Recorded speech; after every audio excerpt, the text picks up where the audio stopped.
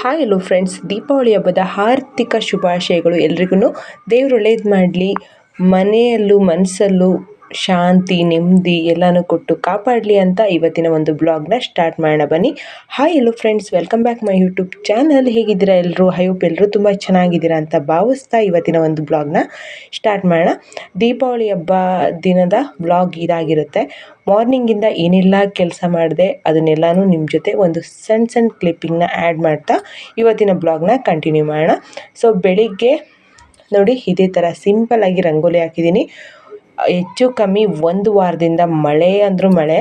ನೈಟೇ ನಾನು ದೀಪಾವಳಿ ಹಬ್ಬಕ್ಕೆ ಈ ಥರ ರಂಗೋಲಿ ಎಲ್ಲ ಬಿಟ್ಬಿಟ್ಟು ಮಲ್ಕೊಂಡ್ಬಿಡ್ತೀನಿ. ಬಟ್ ತುಂಬ ಮಳೆ ಇತ್ತು. ಬೆಳಗ್ಗೆ ರಂಗೋಲಿ ಹಾಕೋಕ್ಕಾಗುತ್ತೋ ಇಲ್ವೋ ಅಂತ ಡೌಟಲ್ಲೇ ಇದ್ದೆ. ಬಟ್ ಬಿಸಿಲತ್ತಿತ್ತು, ಅದಕ್ಕೆ ಸಿಂಪಲ್ಲಾಗಿಯೇ ರಂಗೋಲಿ ಹಾಕಿದ್ದೀನಿ. ತುಂಬ ದೊಡ್ಡ ರಂಗೋಲಿ ಹಾಕಿಲ್ಲ. ವರ್ಷ ಇದಕ್ಕಿಂತನೂ ತುಂಬ ದೊಡ್ಡ ರಂಗೋಲಿ ಹಾಕ್ತಾಯಿದ್ದೆ. ನನಗೆ ಪೂಜೆ ಆಗೋ ತನಕ ರಂಗೋಲಿ ಅಳಿಸ್ದೇ ಇದ್ದರೆ ಸಾಕು ಅನ್ನಿಸ್ತಾ ಇತ್ತು. ಯಾವ ರಂಗೋಲಿ ಚೆನ್ನಾಗಿದೆ ಅಂತ ಕಮೆಂಟ್ ಮಾಡಿ. ಎಲ್ಲ ರಂಗೋಲಿ ಎಲ್ಲ ಹಾಕಿ ಒಳಗೆ ಬಂದು, ಸೊ ನೋಡಿ ಪೂಜೆ ಪದಾರ್ಥನೆಲ್ಲ ತೊಳೆದಿಟ್ಟಿದ್ದೀನಿ. ದೀಪಗಳು ಪೂಜೆಗೆಲ್ಲ ಬೇಕು, ಲಕ್ಷ್ಮೀ ಪೂಜೆ, ಮತ್ತು ನಾವು ಈ ಹಬ್ಬದಲ್ಲೇ ನಾವು ಹಿರಿಯರ ಪೂಜೆ ಕೂಡ ಮಾಡ್ತೀವಿ. ಅಂದರೆ ಪಿತೃಪಕ್ಷ ಅಂತ ಎಲ್ಲ ದಸರಾ ಹಬ್ಬದಲ್ಲಿ ಮಾಡ್ತಾರೆ ಕೆಲವೊಬ್ಬರು ಪಿತೃಪಕ್ಷ ಅಂತಲೇ ಸಪ್ರೇಟಾಗಿ ಮಾಡ್ತಾರೆ. ನಾವು ದೀಪಾವಳಿ ಹಬ್ಬದಲ್ಲೇ ಮಾಡೋದು. ಮಾರ್ನಿಂಗ್ ನಾನು ಉಪ್ಪಿಟ್ಟು ಮಾಡಿದ್ದೆ ಟಿಫನ್ಗೆ, ಎಲ್ಲರೂ ತಿನ್ಕೊಳ್ಳಿ ಅಂತ. ದೀಪಾವಳಿ ಹಬ್ಬ ಅಂದರೆ ನೈಟೇ ಎಲ್ಲದು ಮಾಡೋದು. ಸೊ ಬೆಳಿಗ್ಗೆ ಟಿಫನ್ ಅಂತೂ ಮಾಡಲೇಬೇಕು. ಒಬ್ಬರು ಮಾತ್ರ ಉಪವಾಸ ಇರ್ತೀವಿ ಸಂಜೆವರೆಗೂ, ಪೂಜೆ ಆಗೋವರೆಗೂ. ನೈಟ್ ಫುಲ್ಲು ದೀಪಗಳನ್ನೆಲ್ಲ ಹಚ್ಚಿ ಹಬ್ಬನ ನೈಟ್ ಮಾಡೋದು. ದೀಪಾವಳಿ ಹಬ್ಬ ಅಂದರೆ ಇನ್ನೇನು ಆಲ್ಮೋಸ್ಟ್ ಆಗೇ ಇರುತ್ತೆ.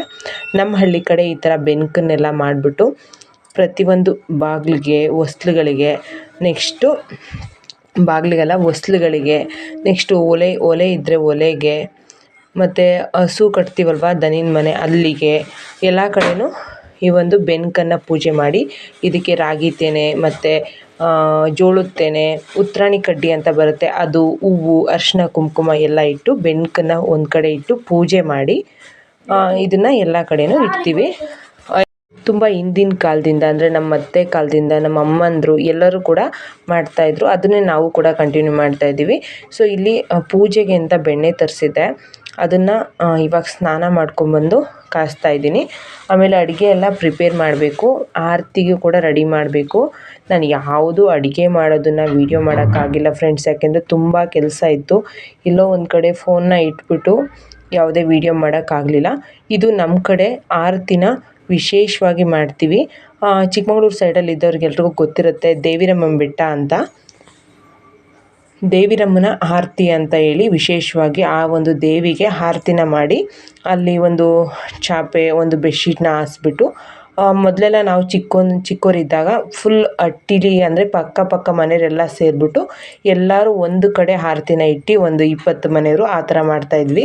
ಇತ್ತೀಚೆಗೆ ಇಲ್ಲಿ ಅಂದರೆ ನಮ್ಮ ಅಮ್ಮ ಮನೆ ಕಡೆಯಲ್ಲೆಲ್ಲ ಆ ಥರ ಮಾಡ್ತಾಯಿದ್ರು. ಇವಾಗೆಲ್ಲ ತಮ್ಮ ಮನೆ ಹತ್ರನೇ ಈ ಥರ ಇಟ್ಬಿಟ್ಟು ಪೂಜೆ ಮಾಡಿ ಮನೆಯಲ್ಲೇ ಆರತಿ ಎಲ್ಲ ಬೆಳಗ್ಬಿಟ್ಟು ಮನೆಯೊಳಗೆ ಹೋಗ್ಬಿಟ್ಟು ಏನೇನು ಪೂಜೆ ಮಾಡಿರ್ತೀವಿ, ಲಕ್ಷ್ಮೀ ಪೂಜೆ, ನೆಕ್ಸ್ಟ್ ಹಿರಿಯರ ಪೂಜೆ, ದೇವ್ರ ಫೋಟೋಗಳಿಗೆ ಎಲ್ಲದನ್ನೂ ಆರತಿನ ಬೆಳಗ್ತೀವಿ.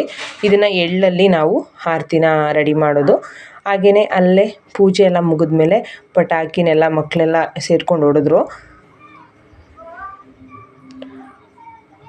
ಈ ದೀಪಾವಳಿ ಹಬ್ಬ ಅಂದ್ರೇ ಅಷ್ಟು ನಾವು ತುಂಬ ಪಟಾಕಿ ಏನು ತೊಗೊಂಬಂದಿಲ್ಲ. ಈ ಥರ ಚಕ್ರ, ನೆಕ್ಸ್ಟ್ ರಾಕೆಟು, ಇದೆಲ್ಲ ಮಕ್ಕಳಿಗೆ ಏನೋ ಒಂದು ಖುಷಿಗೆ ನಾವು ಕೂಡ ಹೊಡೆದ್ವಿ. ನನಗೆ ಪಟಾಕಿ ಅಂದರೆ ತುಂಬ ಭಯ. ಆದ್ರೂ ದೀಪಾವಳಿ ಹಬ್ಬದಲ್ಲಿ ಯಾವುದೇ ಹಾನಿ ಮಾಡಿಕೊಳ್ದೆ ಸೇಫಾಗಿ ಪಟಾಕಿ ಹೊಡೆಯೋದ್ರಲ್ಲಿ ಏನು ತಪ್ಪಿಲ್ಲ. ತುಂಬ ದೊಡ್ಡ ಪಟಾಕಿ ಎಲ್ಲ ತರೋದು, ಏನಾದರೂ ದೀಪ ಬೆಳಕಲ್ಲಿ ನಾವು ಏನಾದರೂ ಕಣ್ಣಿಗೋ ಏನಾದರೂ ಏಟಾದರೆ ನಮ್ಮ ಲೈಫೇ ಕತ್ಲೆ ಆಗುತ್ತೆ. ಆದಷ್ಟು ಸೇಫಾಗಿರಬೇಕು. ತುಂಬ ಚಿಕ್ಕ ಪಟಾಕಿ ಹೊಡೆದ್ರೆ ಯಾವುದೇ ಪ್ರಾಬ್ಲಮ್ ಇಲ್ಲ. ನಮಗೆ ತೊಂದರೆ ಕೊಡುವಂತಹ ಯಾವುದೇ ಪಟಾಕಿನ ಹೊಡ್ಕೊಬಾರ್ದು. ದೀಪಾವಳಿ ಹಬ್ಬದಲ್ಲಿ ದೀಪ ಹಚ್ಚಿ ನಮ್ಮ ಮನಸ್ಸು ನಮಗೆ ನಮ್ಮ ಬದುಕನ್ನ ಬೆಳಕು ಮಾಡ್ಕೋಬೇಕು ಹೊರತು ನಾವೇನೋ ಒಂದು ದೊಡ್ಡ ಪಟಾಕಿನ ಹೊಡಿಬೇಕು ಅಂತ ಕ್ರೇಜಲ್ಲಿ ನಮಗೆ ಹಾನಿ ಮಾಡ್ಕೊಳೋದು ಸರಿಯಲ್ಲ ಅನ್ನೋದು ನನ್ನ ಒಂದು ಭಾವನೆ ಅಷ್ಟೇ. ಬಟ್ ಕೆಲವೊಬ್ಬರಿಗೆ ಪಟಾಕಿ ಅಂದ್ರೆ ಒಂದು ಕ್ರೇಜ್ ಇರುತ್ತೆ, ಆ ಪಟಾಕಿ ಹೊಡಿಲೇಬೇಕು ಅಂತ.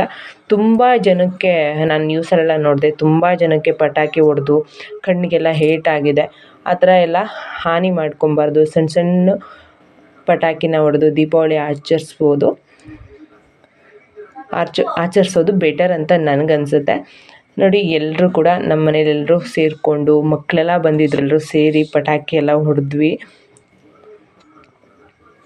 ಬಟ್ ಸೌಂಡ್ ತುಂಬ ಜಾಸ್ತಿ ಇತ್ತು, ಎಲ್ಲ ಮ್ಯೂಟ್ ಮಾಡಿಬಿಟ್ಟಿದ್ದೀನಿ ನಾನು. ಎಲ್ಲನೂ ಅದೇ ರೀತಿ ಹಾಕೋಣ, ಯಾವುದೇ ಸೌಂಡನ್ನ ಮ್ಯೂಟ್ ಮಾಡೋದು ಬೇಡ ಅಂತ ಅಂದ್ಕೊಂಡಿದ್ದೆ. ತುಂಬ ಡಿಸ್ಟರ್ಬೆನ್ಸ್ ಇತ್ತು, ತುಂಬ ಪಟಾಕಿ ಸೌಂಡ್ಸ್ ಎಲ್ಲ ಬರ್ತಿತ್ತು. ನೆಕ್ಸ್ಟ್ ನಮ್ಮ ಮನೇಲೂ ಕೂಡ ಮಕ್ಕಳೆಲ್ಲ ತುಂಬ ಗಲಾಟೆ ಮಾಡ್ತಿದ್ರು.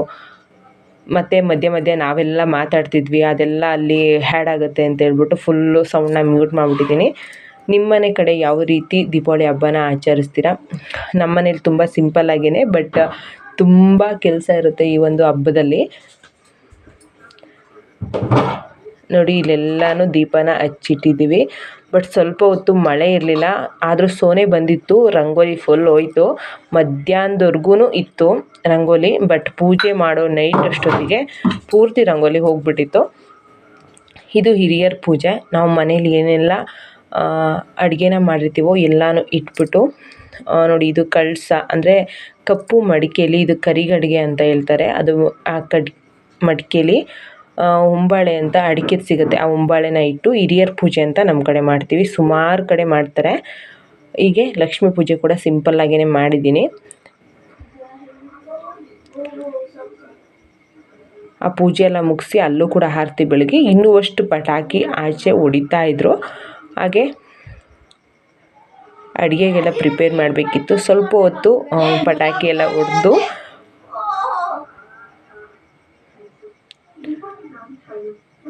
ಇದೆಲ್ಲ ಹಂಗೆ ಹಾಕಿದರೆ ತುಂಬ ಚೆನ್ನಾಗಿರ್ತಿತ್ತು ಅಂತ ನನಗನ್ಸುತ್ತೆ. ಬಟ್ ತುಂಬ ಸೌಂಡ್ ಇರೋದ್ರಿಂದ ಎಲ್ಲ ಮ್ಯೂಟ್ ಮಾಡಿಬಿಟ್ಟಿದ್ದೀನಿ ಫ್ರೆಂಡ್ಸ್.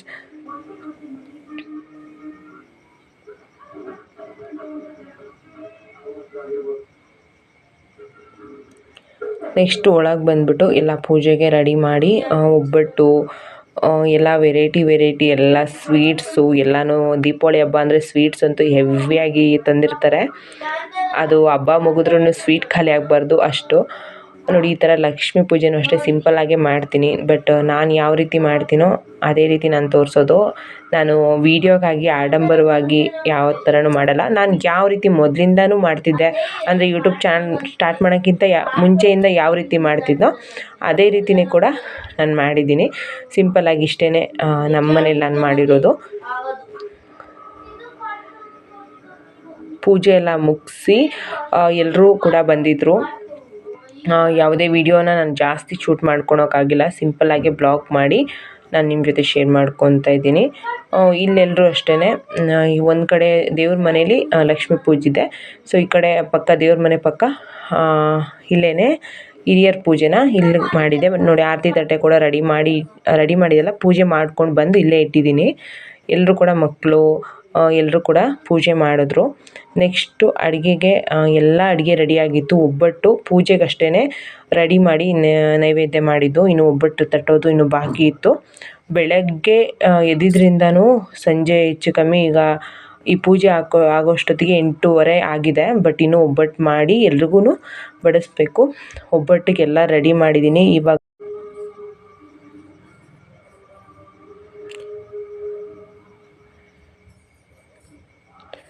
ಇವಾಗ ಮತ್ತೆ ಒಬ್ಬಟ್ಟನ್ನ ರೆಡಿ ಮಾಡಿಬಿಟ್ಟು ಎಲ್ರಿಗೂ ಊಟ ಬಡಿಸಿ ಹೊರಗಡೆ ಇನ್ನೊಂದು ಸ್ವಲ್ಪ ಪಟಾಕಿ ಇದೆ ಹೊಡೆಯೋದು. ಮುಂದೆ ನೋಡಿ ವಿಡಿಯೋನ ಕಂಪ್ಲೀಟಾಗಿ.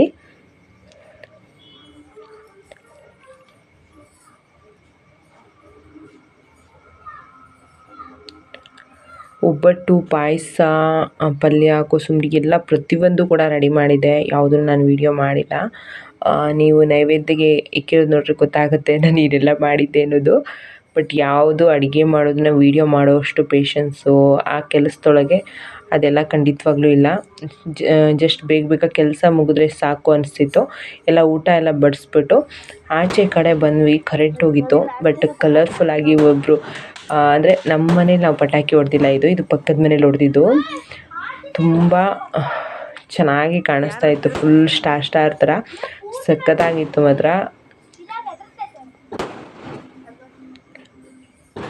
ಇದು ಕೂಡ ಅಷ್ಟೇ, ಇದು ತುಂಬ ಚೆನ್ನಾಗಿತ್ತು.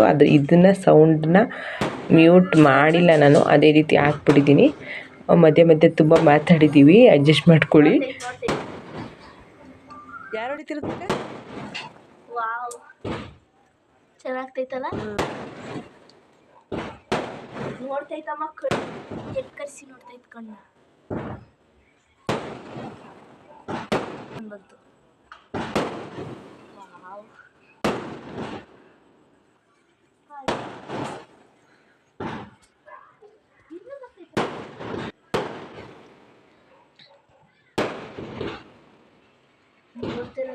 ಕಸ್ಲಲ್ಲಿ ಸಕ್ಕದ ಕಂಡೈತಿ, ಕಲರ್ ಆಗಿ.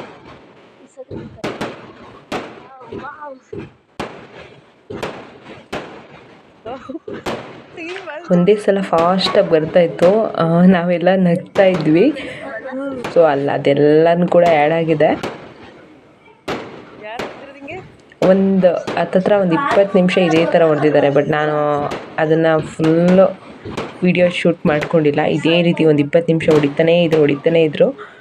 ನನ್ನ ಮಗ ನಾನು ತುಂಬ ಸೌಂಡ್ ಆದರೆ ಇರಿಟೇಷನ್ ಸ್ಟಾರ್ಟ್ ಆಗಿಬಿಡುತ್ತೆ. ಅದೇನು ಪಟಾಕಿದು ತುಂಬ ಇಷ್ಟಪಡಲ್ಲ ನನ್ನ ಸುಸುರು ಬತ್ತಿ, ಇವು ಕುಂಡ ಇವೇ ಇಷ್ಟೇ. ನನ್ನ ಪಟಾಕಿ ಜಾಸ್ತಿ ಸೌಂಡ್ ಆಗಿಬಿಟ್ರೆ ನನಗೆ ತುಂಬ ಕೋಪ ಬಂದುಬಿಡುತ್ತೆ. ಬಟ್ ಇದು ತುಂಬ ಸ್ಟಾರ್ ಥರ ಆಕಾಶದಲ್ಲಿ ಮಿಂಗೋದಕ್ಕೆ ತುಂಬ ಚೆನ್ನಾಗಿ ಕಾಣಿಸ್ತಿತ್ತು. ಡೈರೆಕ್ಟಾಗಿ ವೀಡಿಯೋಗಿಂತ ಡೈರೆಕ್ಟಾಗಿ ತುಂಬ ಚೆನ್ನಾಗಿ ಕಾಣಿಸ್ತಿತ್ತು ಈ ಪಟಾಕಿ. ಅದೆಲ್ಲ ನೋಡಿ. ಸೊ ಇವತ್ತಿನ ವಿಡಿಯೋ ಇಷ್ಟೇ. ಕಂಪ್ಲೀಟ್ ವಿಡಿಯೋನ ಯಾರೆಲ್ಲ ನೋಡಿದ್ದೀರಾ ಎಲ್ಲರೂ ಕೂಡ ಥ್ಯಾಂಕ್ ಯು ಸೋ ಮಚ್. ಮುಗೀತು. ಮತ್ತೊಮ್ಮೆ ಎಲ್ರಿಗೂ ದೀಪಾವಳಿ ಹಬ್ಬದ ಶುಭಾಶಯಗಳು. ಕೊನೆಯವರೆಗೂ ಯಾರೆಲ್ಲ ವಿಡಿಯೋ ನೋಡಿದ್ದೀರಾ ಎಲ್ರಿಗೂ ಥ್ಯಾಂಕ್ ಯು ಸೋ ಮಚ್. ಈ ವಿಡಿಯೋ ಇಷ್ಟ ಆದರೆ ಒಂದು ಲೈಕ್ ಮಾಡಿ. ಇನ್ನೂ ಯಾರನ್ನ ನನ್ನ ಚಾನಲ್ಗೆ ಸಬ್ಸ್ಕ್ರೈಬ್ ಮಾಡಿಲ್ಲ, ಸಬ್ಸ್ಕ್ರೈಬ್ ಮಾಡ್ಕೊಳ್ಳಿ. Bye friends.